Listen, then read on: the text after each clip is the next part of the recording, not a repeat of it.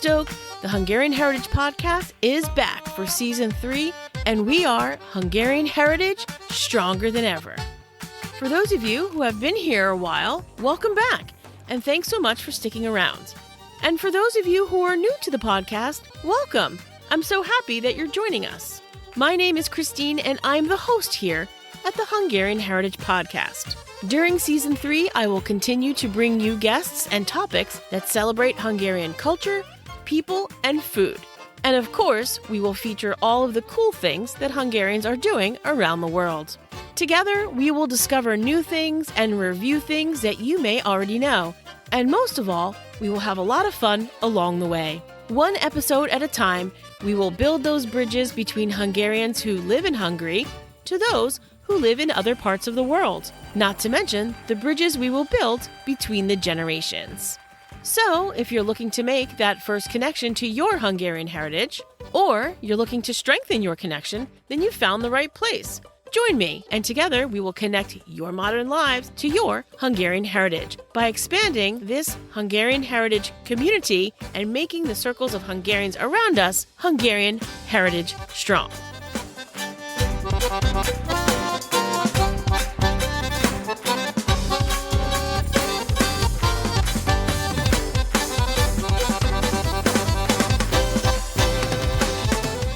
Welcome to this episode of the Hungarian Heritage Podcast. For this first episode of Season 3, I had the pleasure of speaking with Reka Bakos and Anna Fenyvesi, and they are the authors of Hungarian Roots and American Dreams.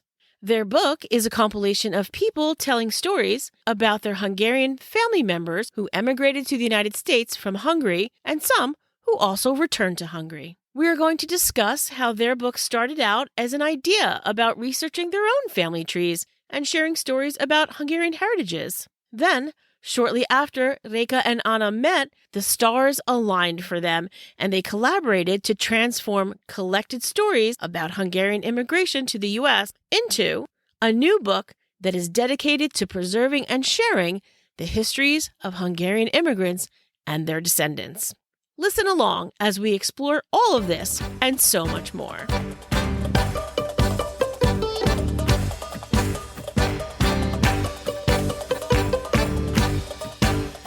Please join me in welcoming Reka Bakos and Anna Fenyvesi to the podcast today. And they are here to talk about their new book, Hungarian Roots and American Dreams. Thank you both so much for being here today and for allowing us to talk about this new book that you both have coming out. Welcome. Thank you, Christine. It's wonderful to be here.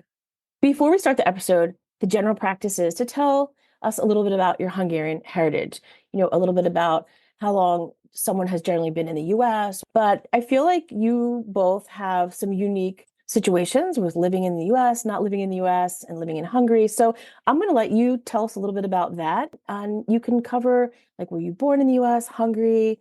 Do you spend significant time in the U.S. and or Hungary? So Anna, would you like to start? Sure. Yeah. So I was born and raised in Hungary, but I have actually lived in the US for 6 years before. I'm currently also in the US. I'm currently in Morgantown, West Virginia. I lived in the US in the 1990s for 6 years, first 5 years in Pittsburgh, where I was working on my master's and then PhD in linguistics at the University of Pittsburgh.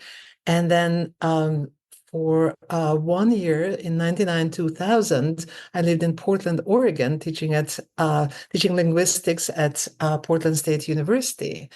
And basically, my life revolves around things American and Hungarian. I mean, back in Hungary, I teach at the University of Szeged. I teach at the Institute of English and American Studies, and I teach linguistics there in English. And because of my training and experience, I often teach courses on American dialects or multilingualism in the United States. And presently, I'm in Morgantown, and I'm here for 5 months as a Fulbright Scholar grantee. I'm doing research into American Hungarian linguistic heritage in the Appalachian region. That's exciting. So when is this experience over for you? Yeah, I've been here for a month now, since mid-August, and Okay. I will be here until mid-January, so 5 months total. And both countries are basically are always part of my life. Oh, that's exciting. That's great that you go back and forth and you have that Yeah. experience. Reka, tell us a little bit about your Hungarian heritage. Hi, everyone. So my connection is a little bit looser to the US than Anna. So I was also born and raised in Hungary. And from quite an early time on, I had a connection to the English language because my mom was an English teacher. And whenever my parents wanted us not to understand what they are discussing, they were talking in English. Was birthed. So I'll start with you, Reka. Like every story does have a beginning, and so does your book. Tell us a little bit about how the journey began for Hungarian Roots, American Dreams. Yeah, I believe that the stars were already aligned. I just didn't see them. So, Oh. we have these genealogy groups on Facebook for people who are searching for their Hungarian roots. And in one of those Facebook groups, I met a guy whose name is János Szabon, and he posted a story about his great grandfather who emigrated to the US and then came back. And then I said that, oh, wait, this is my story as well. So I commented on his, post, and we started talking. And then I helped him, researching a few blank spots he had on his great grandfather's history. And then he had this idea, I don't know, a few weeks later, that why don't we start a group for people who are similar to us, whose ancestors went to the US and returned, but also for people who are in the US right now but have Hungarian roots. And our main goal and main intention with the group was, many people are keeping these old photos, old documents, really heartwarming stories, but those are in the drawers, those are in the closets, those are, in the heart or in the memories of old people, but they are not talked about, they are not shared. And that's what we wanted to do with this group. And, then, I don't know, 4 days later, after this, idea just popped up, we launched the group.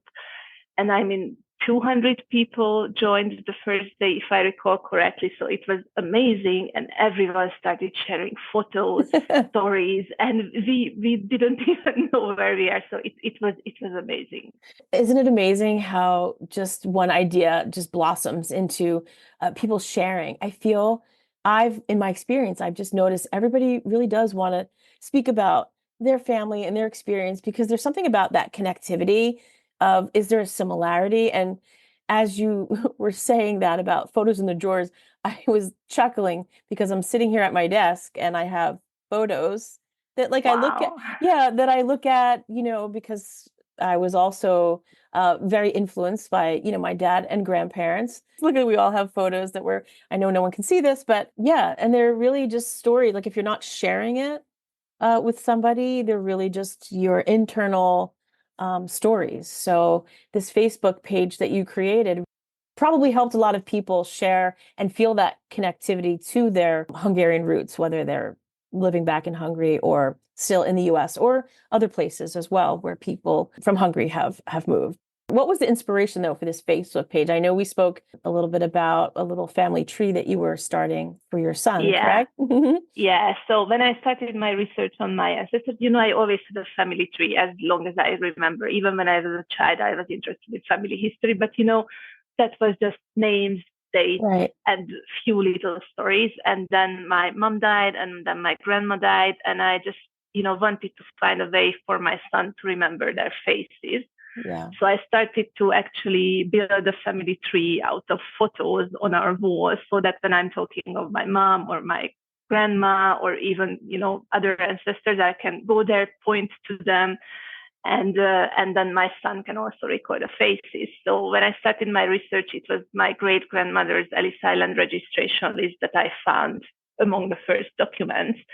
And then, we learned that she traveled on the ship called Carmania. And then my son asked, okay, Mom, but what did Carmania look like? And I never would have thought to look for photos, but, there is that ship. There is even a video of that ship. And you can even listen to the sound of the horn of that ship. And, and that was because my son asked just that one question.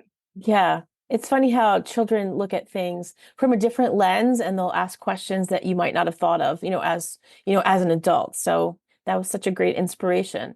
So now, Anna, tell us a little bit about how you and Reka met, because I feel like the Facebook page was the connection for you both. Tell us about Yeah. that. Yes, absolutely. Yeah, so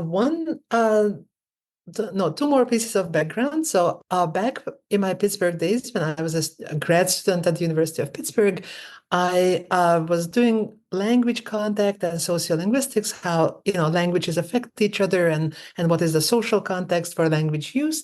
And very early into my stay in Pittsburgh, I met some people from the American Hungarian community, and that led professionally to me doing a study on the Hungarian language use of McKeesport, Pennsylvania Hungarians, and how English affected their language use, and how sort of language attrition or forgetting also affected their language use. And so I was professionally interested in this topic of immigrants and how they use language. And the other sort of source of inspiration for me was that exactly for 5 years also, I have been researching my family history. I started before the pandemic, and then this is what I did those lonely evenings of the pandemic. The pandemic was a sort of very isolating experience for me.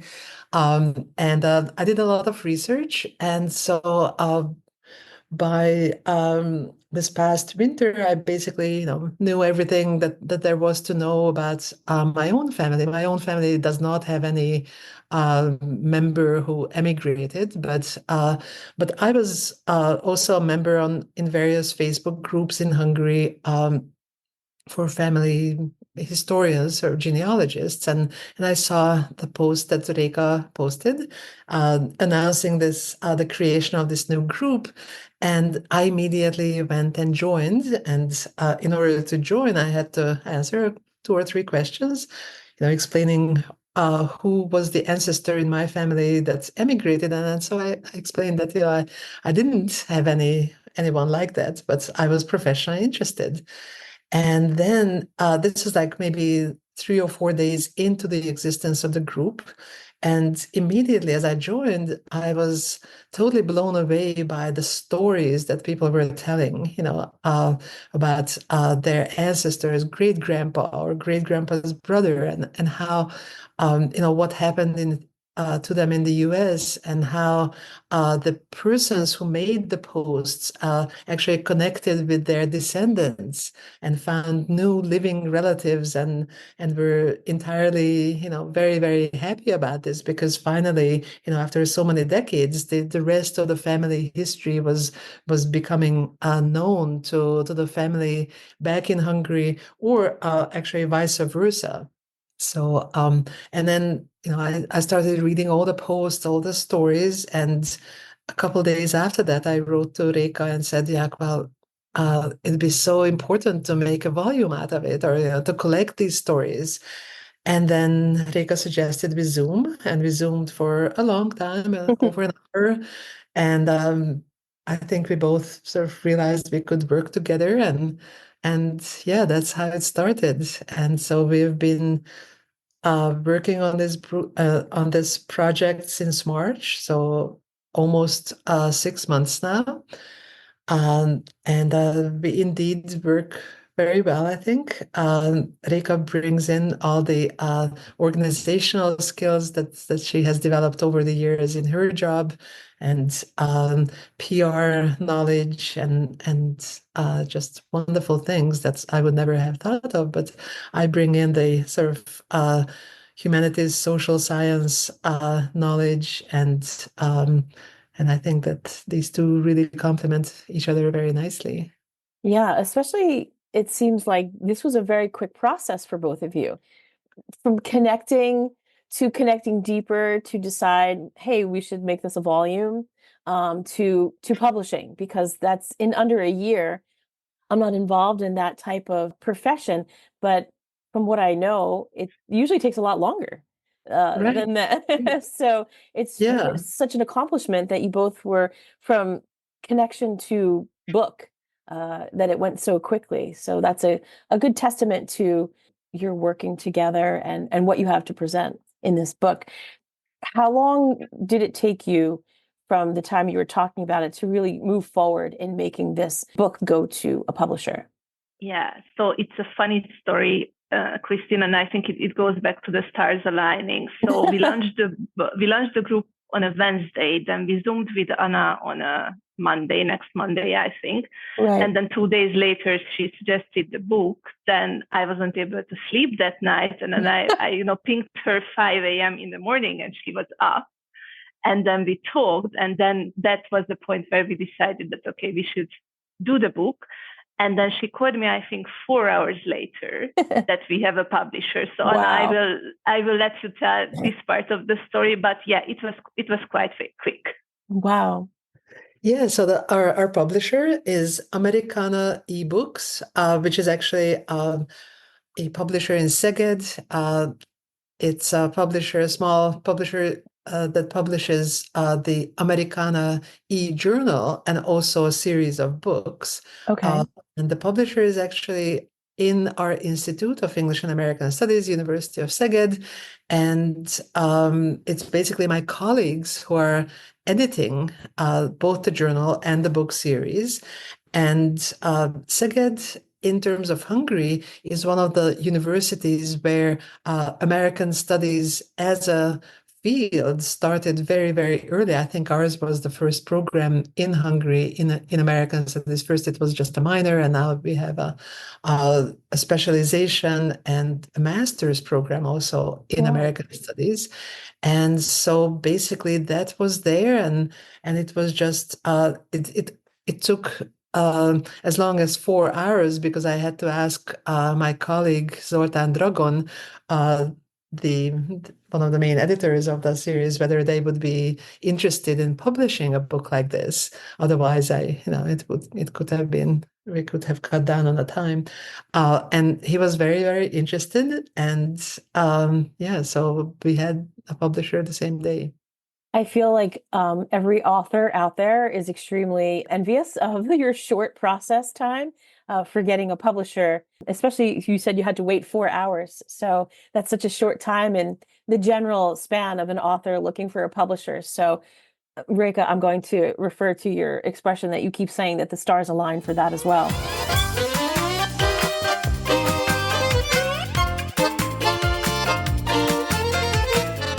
Let's talk a little bit about what's inside the book. So how did you choose which stories that you would include in, I'm going to say this volume or first volume, because I feel like this is not something that's ever going to end. There's not a finite amount of stories.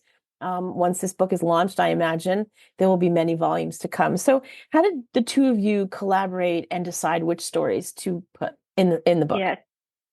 Christine, are you sure you didn't read the closing of our book? Because that's exactly what it's saying. No. This is just the beginning and not the end. So I'm not that sure about that right now. So practically, I think because it was happening in such a short time frame, actually it was time and the availability of the authors that determined which stories we were able to include and not. Okay. And there were amazing stories which we had to let go because the author wasn't available. And, they promised and they said that they do want to write a story. So, we really hope that there will be a volume 2 and hopefully also volume 3 because we already have 15 stories lined up for the next book. It's amazing. Yeah. And the other thing we wanted to do is to represent all different waves of Hungarian emigration to the US. So if you look at that from a timing perspective, we had in 1848 and 49, we had revolution and the freedom fight. And then after that, there was already a really small wave of immigrants fleeing the country because they would have been arrested or killed after the freedom fight was beaten down. So that was kind of the first. They were the first pioneers. So we also have a story of a soldier who fought in the freedom fight. That's our starting story, actually. And then there were three really big, significant waves. One was at the turn of the 20th century, and this is where the biggest amount of Hungarian immigrants, and not just Hungarian immigrants, practically European immigrants, arrived to the US. And then there was a smaller second wave after the Second World War, and another one after the 56 revolution. So we wanted to make sure that the stories we have also span this time frame. And if you think about that, it also represents 200 years of Hungarian history, because, that soldier was born at the beginning of the 19th century. He lived through everything until, the freedom fight started. And then here we are, predecessors talking about our ancestors at the beginning of the 21st century. So it's really covering 200 years of Hungarian and, of course, also US history. That's an amazing story that someone came over, that soldier that you speak of. And we were just approaching the Civil War in our history at that time. So it's interesting to see how the two histories of Hungary and the US have these aligning histories. And the one character, I'm drawing on my English background, the one person, he's not a character, it's a real person, experienced a little bit of both of that, just history-wise. He actually did. And, many soldiers who came over at that time actually fought in the US. And in our book, the second story is about the son of a soldier who joined the US Army. He was 16. Wow. And he enlisted and he fought. Wow. That's crazy. I mean, it's crazy because, you think history, at least in the US, for us, we're babies. Our history is very short compared to most other places in the world. So, we have a vast knowledge of like the time periods that have occurred for the US. So to see that parallel with what's happening in Hungary and people, emigrating over, that's very interesting. I think that it's going to be very enlightening for a lot of people when they read the stories, not just because of the Hungarian who emigrated over, but also how it aligns to US history as well. I imagine that it was probably not difficult, but like you said, people said they would like to participate and just the timing didn't work out. But I'm sure that there were probably stories that you had to just put on hold or on the back burner because there were so many to put in the book. Did you find that you have stories that are ready to go for the next volume?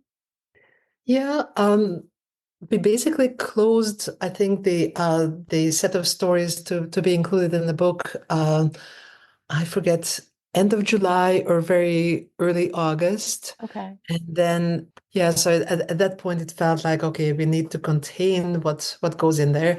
But Right. immediately after, as both of us were talking about the book to friends and colleagues, the usual reaction I get is people that tell me their own stories. And so that's how it's like, oh yeah, this person also has a branch of their family that was impacted by immigration, and that person also. So at that point, Reka started to keep a list of whom we have as prospective authors for the second volume, and these are also amazing stories that we hope to include in a later book. So I see that this is going to be just an ongoing project, which is fantastic. So volume 1 will be out this year, which is exciting.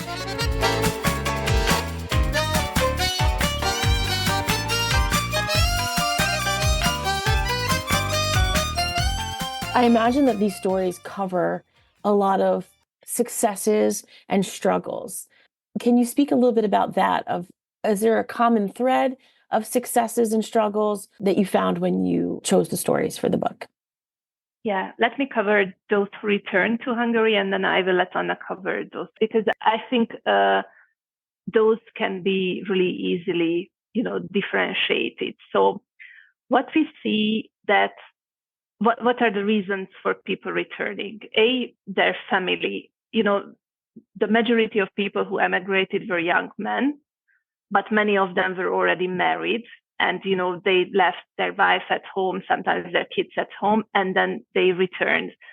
In several cases it happened, that World War I broke out, so they were only able to return after the war, but many of them, including my great-grandfather, was actually at home buying land when the war broke out. So he had to enlist and he was taken to fight against the Russians. But what we see, it's family and then also, the land, because they own the land, generations of their families work on their land and they just were not able to say goodbye to it. So they wanted to go back.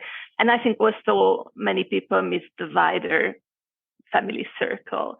And, what we see, what happened with those people and with those families, that until the Second World War, they collected money. Some of them lost that money because, there was hyperinflation. There were cheaters who took their money. But I would say that many of them managed to keep that money. They built houses. There are even so-called American houses or rows of American houses in villages where those people who returned from the US built their new homes. They bought many lands. Some of them also started small, agricultural businesses. But then World War II came, and then communism came, and all private property, or the majority of the private property, was taken away, and everything they have worked for so hard for many, many years was taken away. And there are some really tragical stories in the book, suicide, people just, dying because of knowing what's happening to their life's work. And it didn't just impact that generation, those people were actually accused of being rich and being not good to poorer people, and it also impacted the generations after them, because we lived under communism for 40 years. So some of the families had limited learning opportunities, for example, because of that, because their dad went, or grandfather went to America, earned money there, and built something up back in Hungary. So that's something that's a really generational thing. And I think 10 plus a few years old when we got back some of the land that was taken away from my great grandfather.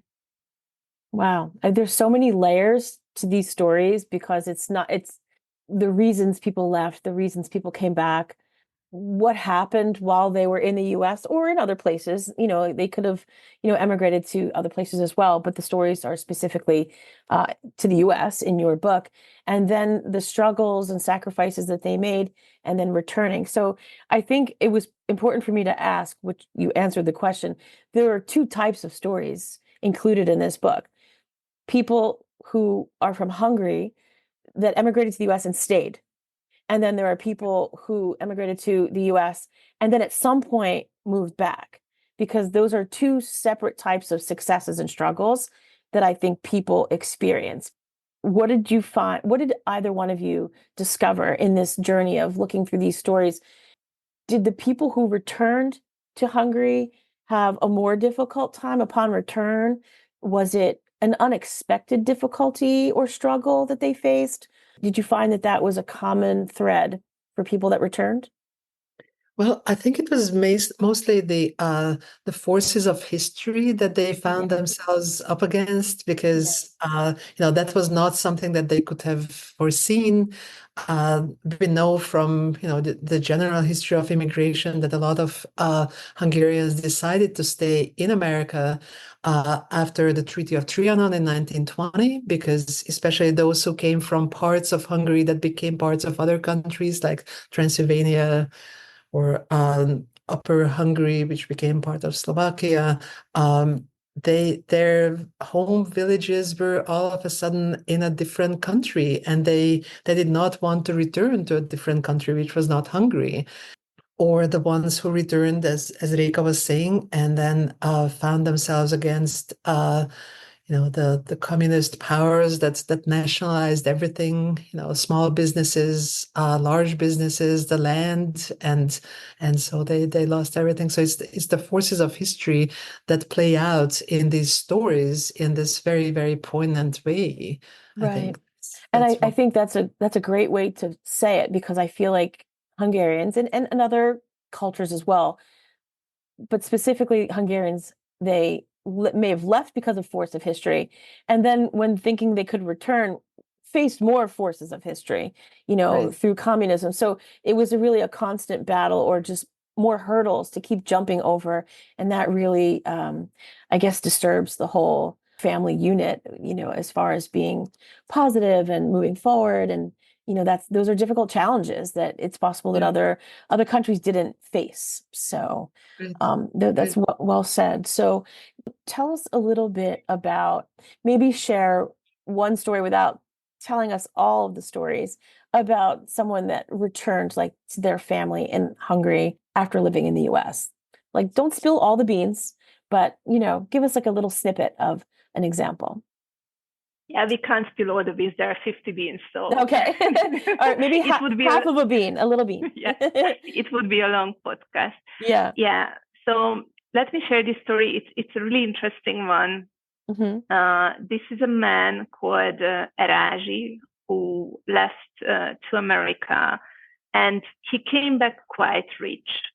And he was quite proud of what he achieved, because there were some people who just didn't manage to earn much. So there were also some people who didn't come home with a lot of money. Some Right. people came home as poor as they were, or even poorer. But, he came back successfully. But then, that I talked about these, schemes that, people targeted these newly rich return immigrants. So his money was just, cheated away from him. Hmm. And then, he had a family, he had a son, daughter, etc., etc. And then 56 came, and, the border was open. And then his grandson had the opportunity to decide whether to emigrate or not. And he said that America was never a land of promise for our family, because my grandparents lost everything they earned there, so we will just stay here. Okay. So it's really interesting to see how not only the forces of history, but patterns of life, repeat sometimes themselves, and give the same opportunity to the same family at a point of a later generation, but they decide differently. Yeah, that's a good point, because similar opportunities can be given, just, as a basic study of, any society. That doesn't mean everyone will have the same outcome with the same opportunities. So that's very interesting. So to stay on the same topic of people returning, did you encounter in these stories that people felt resentment towards the people returning, that moved back to Hungary? Was that a common topic in these stories? Were they welcomed back with open arms? Did you notice any of that? Um, Resentment? I don't think so. I can't Okay. read a story that had that. I think it was more like oh wow, these were the people who saw the world and saw Mm, the land of opportunity, and okay. sort of treated with that kind of awe. And all of this happening against the background of rural, small Mm, Hungary. right. And so these people were treated like, wow, they really know something that other people in the village don't. And like in a couple of the stories, we have the author talking about how in the village pub, there was like a separate table reserved for the American returnees, because they were treated, with Wow. this respect, and had a special place in the community, and they would gather there in the evenings and share and tell and retell stories of their adventures in America. So I think it was, and they spoke English, Right. in Hungary. And in another story, we have one of the authors who uh, learned some of his English when he was growing up in the 1970s and 80s, from one of these returnees, and like literally sitting at the edge of the field, at the end of this older man's workday, working the fields, deciphering and translating hotel brochures that the young kids asked a big hotel chain to send him, just so he could sort of see the world through those brochures. And there they are in a small village at the edge of the field,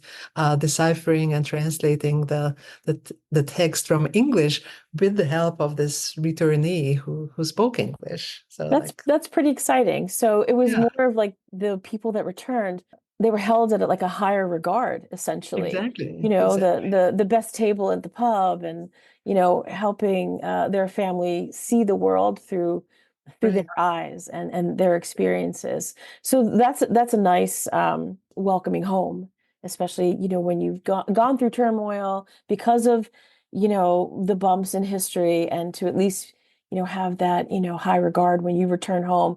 It was probably exciting for them to not only see their families, but to also be so well received when they returned, which is and this was the reception of the common people, on yeah. the ground level, if you like. Wow. Yeah, and there was also an economic aspect to that. So, hundreds of thousands of people, young men who were able to work, left the country. So it also had a big pressure on the Hungarian economy. So Hungary actually took steps to try to lure these people back. But then, of course, World War I came. But before that, there were, programs trying to persuade people to come back. So that was another aspect.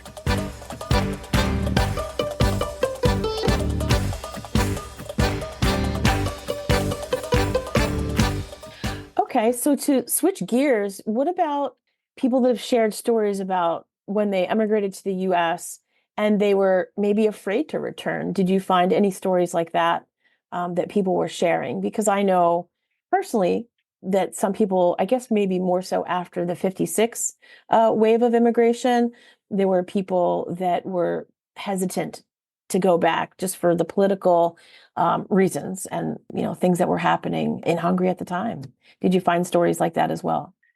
Yeah, well, we have the story of a 1956 immigrant, written by his daughter, Kati Choman, that talks about exactly this, that her father, at the age of 17, left Hungary together with two friends, and basically they built lives for themselves and their families in the US, and then it was pretty much after the regime change in Hungary that they started returning for visits, and then especially Kati's dad received he was decorated by the Hungarian government a few years before he died, and that was really a very important thing for him, very important sort of vindication for him personally, and as well as matter of pride, obviously.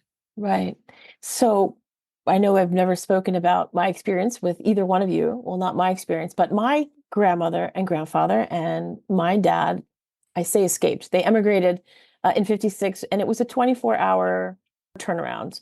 My grandmother found out that her name was on a list at her job, went home and told my grandfather, and within 24 hours, they were able to, go over the border into Austria, and I feel like it's a very common theme that things like that happened.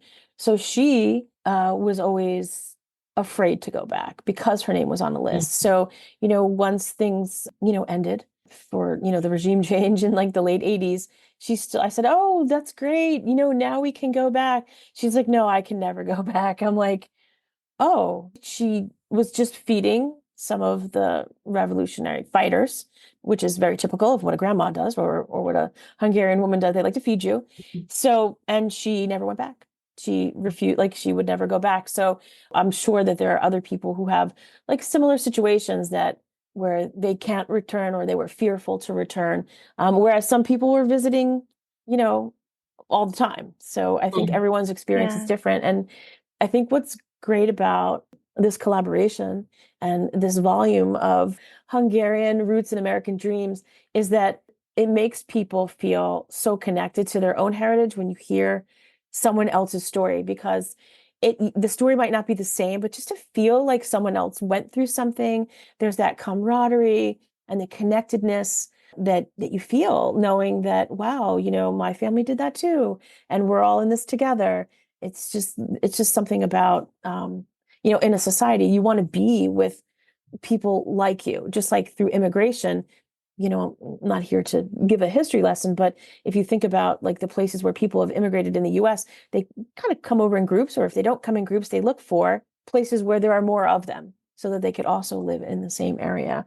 So we probably haven't even scratched the surface of all the stories and the different examples of things in the book. And, just even starting this podcast, I have experienced so much connection to people around the world because of this similar connection of people's experience with their families leaving, where they've emigrated to. And there really just is that common thread and that common passion for knowing a lot about their heritage. So To comment yeah, on what you were saying on this feeling of connectedness and making connections, I think first of all, doing genealogy does exactly that. I yeah, mean, sometimes you find living relatives, and in our case, there are many people, many of our authors found living relatives who are descendants of family members who emigrated. And so you actually build connections with living people, but I also think it's very important uh, to experience this feeling of connectedness to your roots, which is exactly what yeah, genealogy does. And I mean, when you do genealogy and see what your ancestors went through and how they were affected by forces of history, I mean, basically you feel connected to a past, you start to feel connected to a place. And I found this very, very interesting opinion piece in the New York Times, the title of which was "The Loneliness Epidemic Has a Cure" by David French. And he wrote, and I think this is the answer to also what we are talking about here. He wrote that the story of modern America is a story of declining connections, declining friendships, and a loss of sense of belonging. And when you do genealogy and when you find a connection to living people and to your roots, you basically build new connections. And I think that's a very important aspect of all of this. As I was doing my own family history research, I was sort of constantly psychologizing myself. I'm a humanities and social science person, and sort of asking the question like, why is it so important for me? Why am I doing this? And I think this is the key. We build connections to our past, we build connections to living people, and that's very yeah. important. That's a really, really great point, because I've spoken about this maybe like in passing on the podcast, but just definitely in person as well. People don't seem to understand, unless you like lived in the US, like how diverse we really are of cultures. Yes, we feel connected. I'm proud to be an American, but I'm also proud of my, Hungarian heritage. But like we have so much diversity that it's not as though, like when we speak of our own history, it's not like connected culturally, because there are so many cultures, and we're just so used to that. But as you were referring to that opinion piece by David French, there is a loss of your sense of heritage, essentially, because we're blending into this one amazing culture of the United States, but we're also different. Also, we're individual. So if we're not connecting, in our society where we live next to, common people with common heritage, you do start to have that decline in your connection. And, I don't necessarily know if people even realize that until they do, until they realize that, wow, like, where do I come from? Maybe if your kids ask you, like, Reka, you were talking about, that's very important, like that connection to your heritage, because in the US, we're just so many. And I know that across the world, we're very diverse now, but the US, essentially, we're everybody. It's where everybody comes, to live. So we're not just one anymore, or we really haven't ever been. And just that decline, like you were saying, Anna, I think that hits home. I think that's going to hit home with a lot of people. And that's why Mm. we do our genealogy research and our family trees. And I just recently found family. Actually, they found me by a different story, but it's so rewarding.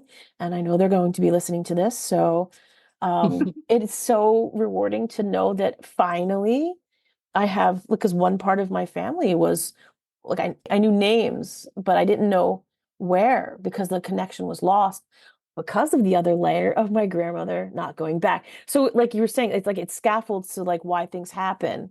So that connection to heritage is very important. And in the US, you could see why people are very interested in making that reconnection and finding all those layers. Yeah. So Christine, yes. sorry if I may extend. I think that's what the real strength of this Facebook group is.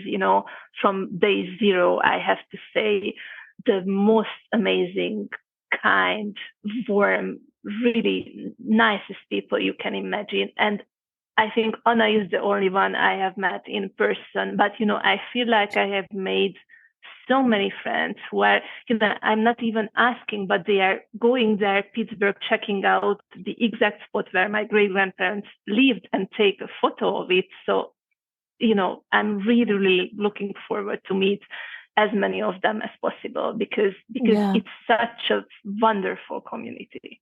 Yeah, and it's not that you're surprised in a negative way. It's such a pleasant surprise that your Facebook group has just garnered so many positive people that are excited. Obviously, why wouldn't they be? But you see the genuine kindness in human nature through this connectivity.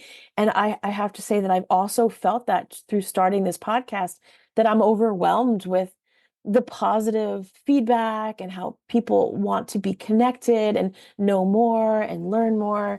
And so I completely connect with that. So Anna, I think it would be important to mention this personal history, microhistory aspect. I think we touched upon it, but we didn't really elaborate. So if you could share a few thoughts, I think it would be useful. Sure. Yeah. So the stories basically in the book fit into a historical research perspective as well. And this is something that I was asked by my historian colleagues. It's like, okay, so if we look at these stories, will they stand up against that kind of perspective? And my answer is yes, because all of these stories basically present micro histories of the families whose story is being told. And research into micro history has been around since the 1970s. It's become a very important strand in historical research. Actually, a book on it was published by two historians. One of them Icelandic, the other one happens to be Hungarian.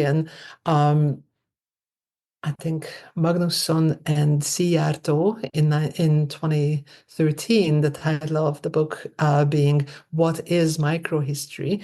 And basically, when family historians write the stories of their ancestors or of their families, what they are doing is doing microhistory because they are looking at history from the individual person's perspective, sort of, from the view from below, the average person's history, rather than the important players, which are very often talked about in history. Otherwise, kings and presidents and prime ministers.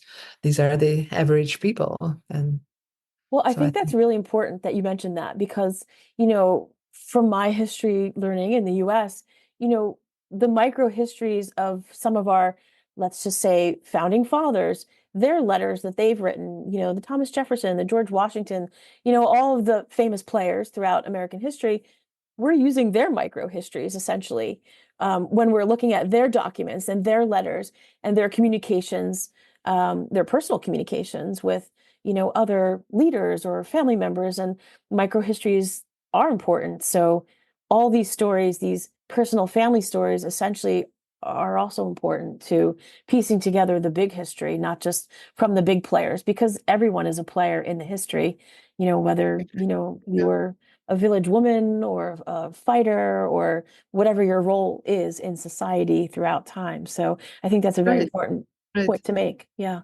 Yeah, and we talked about the big forces of history. I think Yeah. the way that you can see them and also the personal story of your ancestors is that basically you're looking at the ancestors' decisions to do Yeah. one thing or another in the big picture, and then you can see, how they reacted, what kind of decisions they made. Like, for instance, what is it that drove all those poor young men of agricultural, peasant background from Hungary Yeah. in the late 19th century or the 20th century? Well, it was the fact that many peasants in Hungary did not own land and didn't have an opportunity to buy land for themselves, even if they had the money. And those that had enough money to buy their tickets to one of the European ports, and then the ticket for the ships were able to make it to the United States to to make more money to buy land back at home. Interestingly enough, from the perspective of the U.S., it's usually considered. I mean, those immigrants that came from Southern and Eastern Europe are looked at as the poorest of the poor. Well, they weren't, because if you look at it from the perspective of Hungary, they had to have enough money to buy those tickets, Right. and the poorest of the poor in Hungary did not have the means to buy those tickets. Yeah, it's So all in perspective, right? exactly, It's all in exactly, historical perspective and cultural exactly. perspective. I feel like we could do an entire episode on micro histories.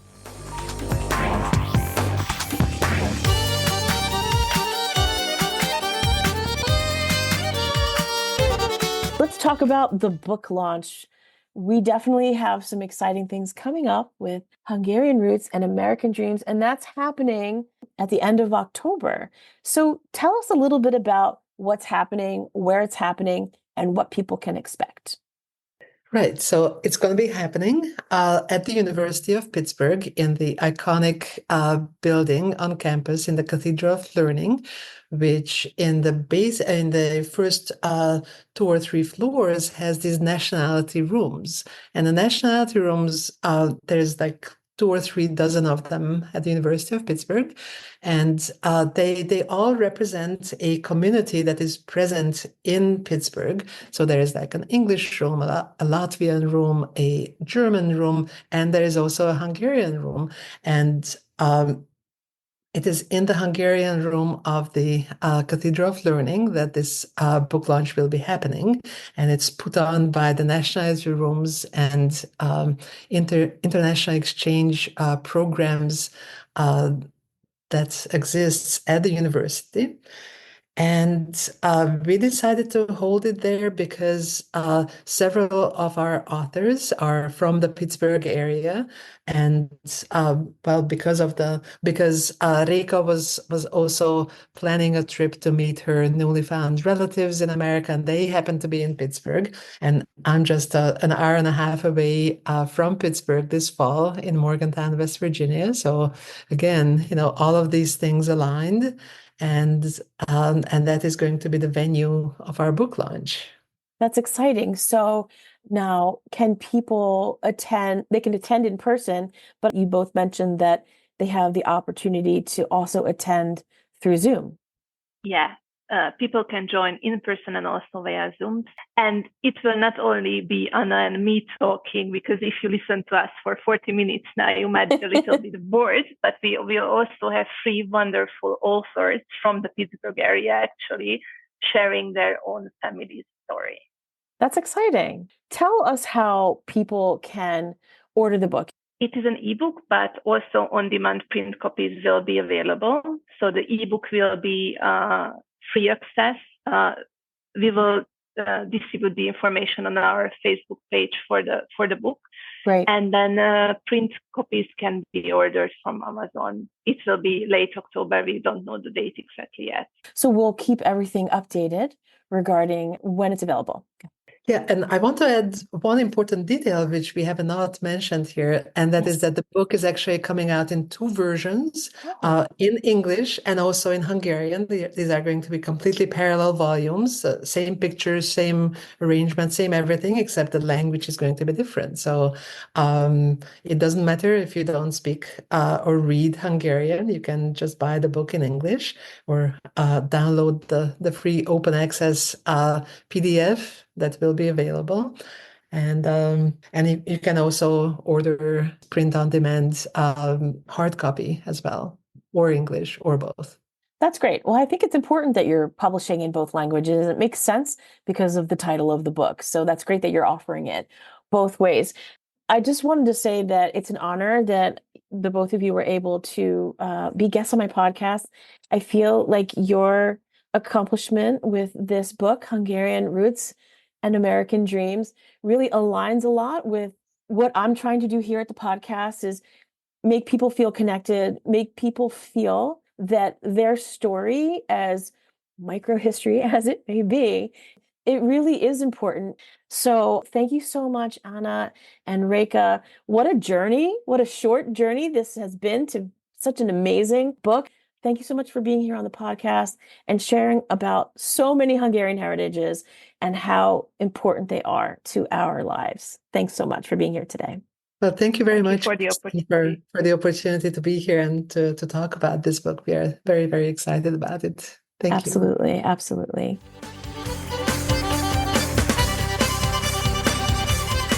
Thanks for joining me today on this episode of the Hungarian Heritage Podcast. And thanks so much to my guests, Reka Bakos and Anna Fenyvesi, for sharing all about their new book, Hungarian Roots and American Dreams. Don't forget to check the show notes for information about how you can connect with Reka and Anna, and for how you can purchase a copy of their new book, whether it's in English or in Hungarian. If you have feedback or questions about this episode, you will find all of the ways to connect with me in the show notes. If you've enjoyed this episode and you're interested in learning more about this Hungarian heritage community, please don't hesitate to reach out. I would love to hear from you. Our theme music is Hungarian Dance by Pony Music, used with special license from Envato Market. Don't forget to subscribe, rate, and review wherever you listen to your podcasts. Thanks again for listening, and until next time, make sure you stay Hungarian Heritage strong. Sziasztok!